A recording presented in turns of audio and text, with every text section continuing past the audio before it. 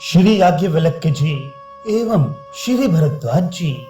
श्री याज्ञवल्क्य जी सुप्रसिद्ध वैदिक ऋषि हुए हैं।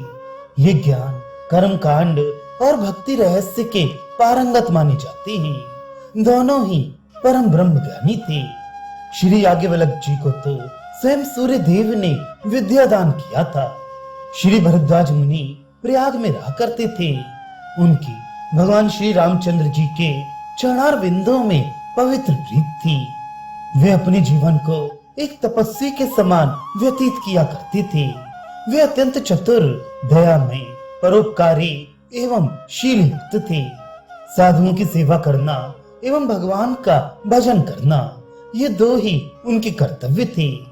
प्रतिवर्ष माघ के महीने में मकर संक्रांति के अवसर पर दूर दूर से अनेकों व्यक्ति तीर्थराज प्रयाग में स्नान करने के लिए आया करते थे।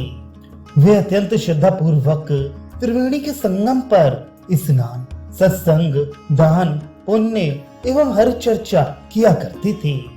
महर्षि भरद्वाज का आश्रम बड़ा पवित्र था। वहाँ उस पुण्य पर्व पर अनेकों ऋषियों का जमाव रहता था।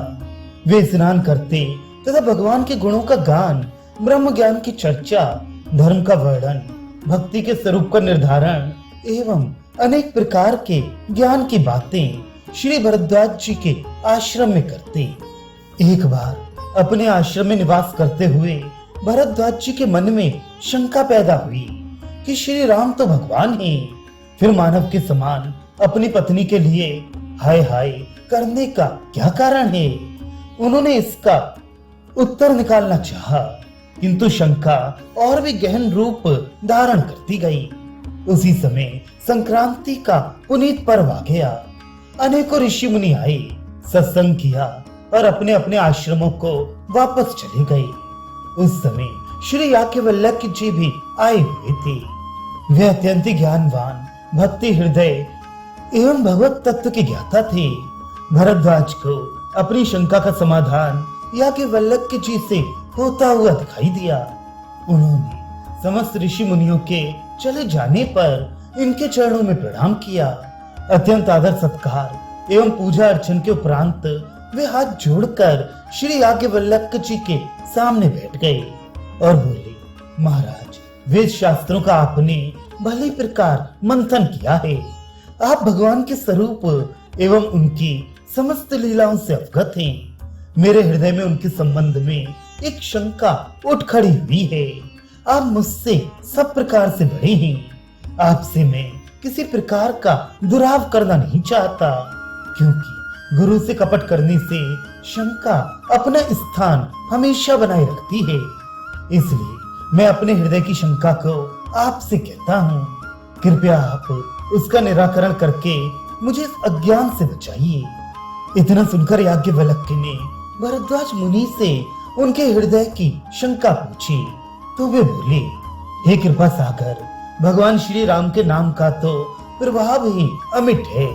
संसार का कोई भी कार्य ऐसा नहीं जो राम नाम उच्चारण मात्र से पूरा ना हो जाए। संत, पुराण, उपनिषद सभी का इस संबंध में एक ही मत है। राम नाम के उच्चारण से जब जीव समस्त तापों और संतापों से मुक्त होकर परम पवित्र एवं आनंद स्वरूप हो जाता है, तो फिर राम के ऊपर विपत्ति कैसे आ सकती है।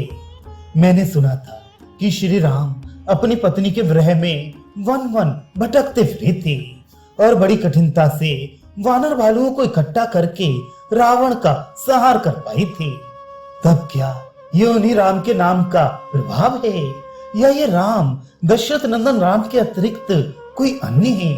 कृपा करके इस संबंध में मुझे विस्तार पूर्वक बतलाइए। याज्ञवल्क्य जी जानते थे कि भरद्वाज परम ज्ञानी हैं। वे तो केवल इस शंका समाधान के बहाने से भगवान श्री राघवेंद्र के गुणों का श्रवण करना चाहती हैं। उन्होंने कहा, महर्षि, आप भगवान की समस्त लीलाओं और कार्यों से परिचित हैं। न आपके हृदय में कोई शंका है और न आप उसका समाधान चाहते हैं। आपकी अभिलाषा तो केवल भगवान राम के गुण श्रवण की है।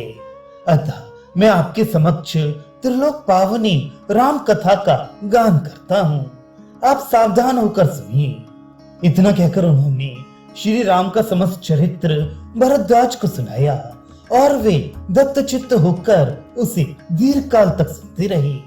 श्री याज्ञवल्क्य जी ने श्री राघवेंद्र के चरित्र के समस्त रहस्यों को परम भक्त भरद्वाज जी के समक्ष कहा।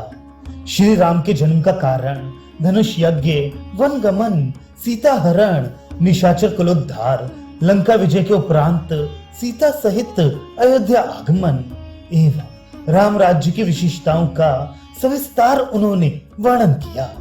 वास्तव में श्री भरद्वाज जी एवं श्री याज्ञवल्क्य जी के समान श्री राम कथा के श्रोता वक्ता विरले ही हैं।